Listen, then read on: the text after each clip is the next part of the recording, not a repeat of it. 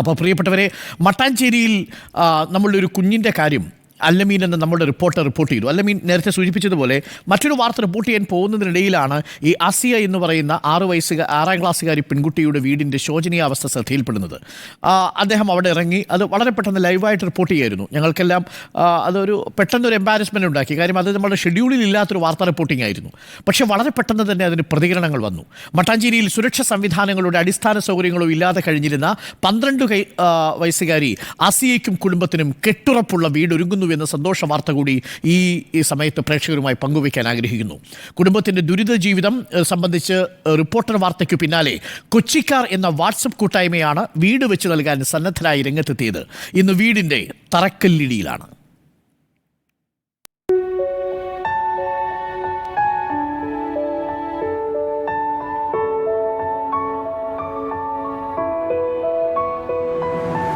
ഞങ്ങൾ കാണുമ്പോൾ ഇതായിരുന്നു 6 ക്ലാസ്സുകാരി ആസിയയുടെയും കുടുംബത്തിൻ്റെയും വീട്.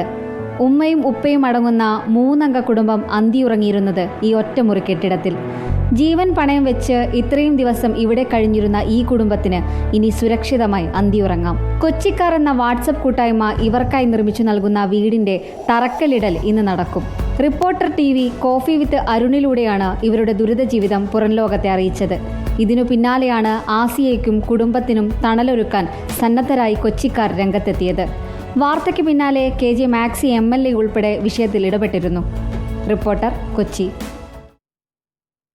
ആ വീടിൻ്റെ ശോചനീയാവസ്ഥ കണ്ടാൽ ആർക്കും ആസിയയ്ക്കൊപ്പം നിൽക്കാനും ആ വീടൊരുക്കാൻ പങ്കുചേരാനും തോന്നും. കൊച്ചിക്കാരെന്ന വാട്സപ്പ് കൂട്ടായ്മയാണ് ആസിയയ്ക്ക് വീടൊരുക്കുന്നത്. ആസിയ നമുക്കൊപ്പം ചേരുന്നുണ്ട് ഈ സന്തോഷ ദിവസം. ഒപ്പം അല്ലമീനും നമുക്കൊപ്പമുണ്ട്. ഈ വാർത്ത പുറം ലോകത്ത് എത്തിച്ചത് അല്ലമീൻ എന്ന നമ്മുടെ റിപ്പോർട്ടറാണ്. Asiya, very good morning. ഇന്ന് സ്കൂളില്ലേ?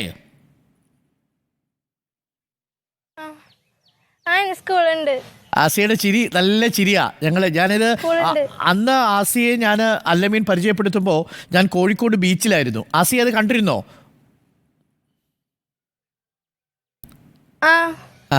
അപ്പോൾ ആസിയ എനിക്ക് നേരിട്ട് കാണാൻ പറ്റില്ല. ഇന്നാണ് ഞാൻ ആസിയെ നേരിട്ട് കാണുന്നത് സ്ക്രീനിലൂടെ. നല്ല ചിരി ആസിയയുടേത്. പ്രേക്ഷകർക്കെല്ലാം അത് ബോധ്യപ്പെട്ടിട്ടുണ്ടാവും. മോളെ, സന്തോഷമുള്ള ദിവസമാണ് അല്ലേ? ഇന്ന് നമ്മുടെ ഒരു സ്വപ്നം തുടങ്ങുക.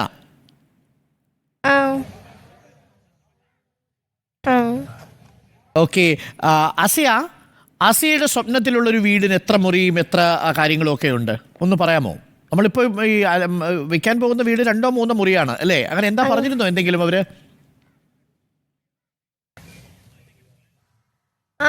പറഞ്ഞായിരുന്നു 2 റൂമാണുള്ളത്. 2 മുറിയാണുള്ളത് അല്ലേ?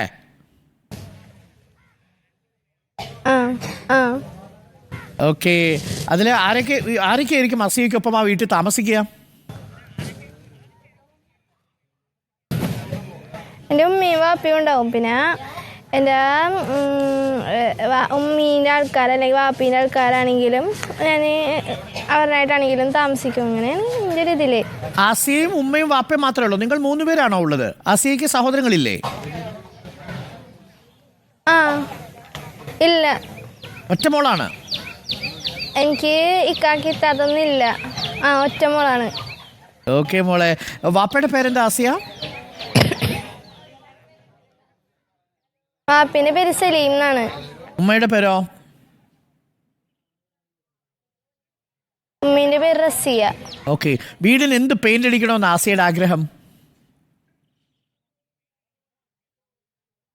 അങ്ങനെയൊന്നുമില്ല, ഏത് കളറാണെങ്കിലും അടിച്ചാൽ മതി. ഏത് കളറാണെങ്കിലും അടിച്ചാൽ മതി. എന്തെങ്കിലും ആഗ്രഹമൊക്കെ ഉണ്ടോ ആസിയയ്ക്ക്? ആ വീട് ഇരിക്കുന്നത് കാണുമ്പോൾ അല്ലെങ്കിൽ വീട് വെക്കുന്നത് കാണുമ്പോൾ ആ വീടിൽ ഇന്ന സംവിധാനം വേണം, ഇന്ന സംഗതി വേണം, അങ്ങനെ എന്തെങ്കിലും ആഗ്രഹം ഉണ്ടോ ആസിയയ്ക്ക്? അങ്ങനെയൊന്നുമില്ല, എനിക്കൊരു നല്ല വീട്, മറ്റുള്ളവരുടെ വീടൊക്കെ കാണുമ്പോൾ എനിക്കും കൊതിയാവാറുണ്ട് ഇങ്ങനെ അതുപോലെ എനിക്കും വേണമെന്ന്. അല്ലാതെ എനിക്ക് അങ്ങനെയൊന്നുമില്ല. 2 നില ഉണ്ടെന്നാണ് എനിക്ക് ഒരു ഇത് ശരിക്കും പറഞ്ഞാൽ. എന്നാലും കുഴപ്പമില്ല, എന്നാലും നല്ല വീടാണ് എനിക്ക് ശരിക്കും പറഞ്ഞാൽ വേണമെന്നൊരാഗ്രഹം. ഓക്കെ ആസിയ മോളെ, ആ വീട് എന്തായാലും മോക്ക് ഉടനെ കിട്ടും. അവരെന്താ പറഞ്ഞത്? എത്ര നാൾ കൊണ്ട് പണിത് തരാം അങ്ങനെ എന്തെങ്കിലും പറഞ്ഞിരുന്നോ നമ്മുടെ വാട്സപ്പ് കൂട്ടായ്മ കൊച്ചിക്കാർ? 2 മാസം അല്ലെങ്കിൽ 3 മാസം എടുക്കൂന്നാ പറഞ്ഞത്. ഓക്കെ, ഇപ്പൊ മോള് താമസിക്കുന്നത് എവിടെയാ? ഇപ്പൊ നമ്മ സ്റ്റാറിന്റെ അവിടെ ഉള്ള ഒരു ചെറിയ വീട്ടിലാണ് താൽക്കാലികമായിട്ട്. ഇപ്പം അവിടെ താൽക്കാലികമായിട്ട് ബുദ്ധിമുട്ടൊന്നും ഇല്ലല്ലോ? ബുദ്ധിമുട്ടൊന്നുമില്ല. ഓക്കെ മോളെ, ഈ വാർത്ത നമ്മളോട് അറിയിച്ചത് അല്ലമീൻ ചേട്ടനാണ്. അപ്പൊ അല്ലമീനൊക്കെ നമുക്കൊപ്പം ഉണ്ട്. മോക്ക് അല്ലമീനൊക്കെയോട് എന്താ പറയാനുള്ളത്?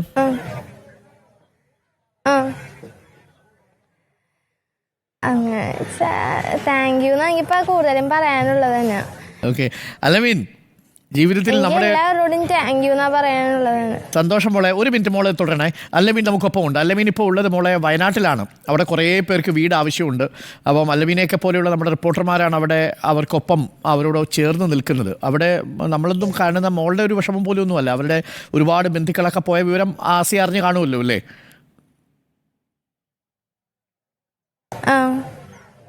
ആസിയയ്ക്ക് ഒരു ആഗ്രഹമുണ്ടോ അവിടെ പോയി ഈ ക്യാമ്പിലൊക്കെ ഒന്ന് പോയി അവരെയൊക്കെ ഒന്ന് കണ്ട് ആശ്വസിപ്പിക്കണമെന്നൊരു ആഗ്രഹമൊക്കെ ഉണ്ടോ ആസിയയ്ക്ക്?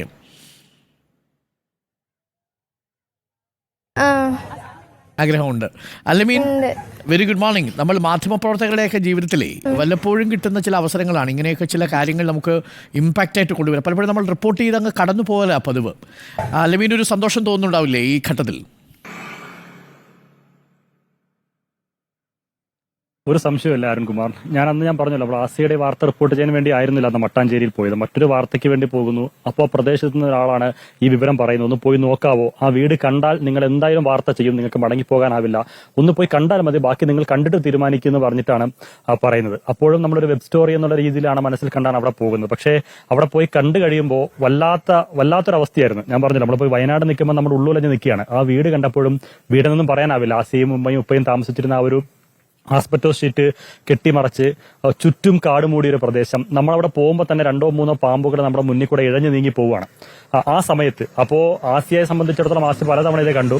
അപ്പോൾ ഇത്രയും വല്ലാത്തൊരവസ്ഥയിൽ കഴിയുമ്പോഴും ആസിയയുടെ മുഖത്ത് അന്നും ഒരു പുഞ്ചിരി ഉണ്ടായിരുന്നു. വല്ലാത്ത പുഞ്ചിരിയാണ്. ആ വിഷമങ്ങൾ പറയുമ്പോൾ, ആ പ്രയാസം പറയുമ്പോൾ, ആ അവസ്ഥ പറയുമ്പോഴൊക്കെ കരഞ്ഞുകൊണ്ടോ അല്ലെങ്കിൽ സങ്കടപ്പെട്ടുകൊണ്ടോ മുഖം കറുപ്പിച്ചുകൊണ്ടോ ഒന്നും ആയിരുന്നില്ല. ആസിയ വല്ലാത്ത ചിരിച്ചുകൊണ്ടാണ് അവളുടെ ആ ദുഃഖങ്ങളും വിഷമങ്ങളും ഒക്കെ പറയുന്നത്. സ്കൂളിൽ പോകാനായിട്ട് ഒരുങ്ങി നിൽക്കുകയായിരുന്നു.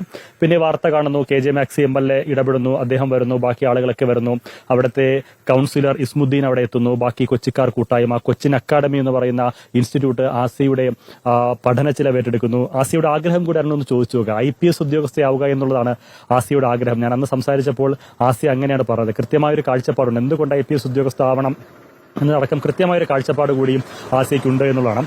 ഏതായാലും ആ വീടെന്ന് ഞാൻ ഇപ്പോഴും പറയുന്നില്ല. നമുക്കത് വീടെന്ന് പറഞ്ഞാൽ അത് എന്താ പറയുക, വല്ലാത്തൊരു ആസിയോട് ചെയ്യുന്നൊരു ക്രൂരതയാവും. കാരണം ആസ്പെറ്റോ ഷീറ്റ് കെട്ടിമറച്ച് ഒരു ഭാഗം, അതിലൊരു ആസ്പെറ്റോ ഷീറ്റിന്റെ മേൽക്കൂരയിട്ടിടുന്നു, അതിനകത്ത് തുണികളും സാധനങ്ങളൊക്കെ വലിച്ചുവാരിയിട്ട്, കാരണം വേറെ വെക്കാൻ സ്ഥലമില്ല. ഒരു മെത്തയുണ്ട്, ആ മെത്തയിൽ ഈ 3 പേർ. അവിടെ ഇരുന്നാണ് ആസിയ പഠിക്കേണ്ടത്. അതിന് പുറത്ത് പാചകപ്പുരയൊക്കെ കണ്ടു കഴിഞ്ഞാൽ ഈ മഴ പെയ്താൽ അവിടെ നനഞ്ഞ് ഇതാവും. അപ്പോൾ ആസിയയുടെ ഉമ്മ മഴ പെയ്യുമ്പോൾ റെയിൻകോട്ട് ഇട്ടുകൊണ്ടാണ് അവിടെ അടുക്കളയിൽ പോയിട്ട്, ഇപ്പോഴും പറയുന്നു അടുക്കളയെന്നും അതിനെ പറയാനാവില്ല, 4 കല്ല് പിടിച്ചു വെച്ച് ഒരു അടുപ്പ് കൂട്ടിയിട്ട് അവിടെയാണ് പാചകവും മറ്റുമൊക്കെ ചെയ്തുകൊണ്ടിരുന്നത്.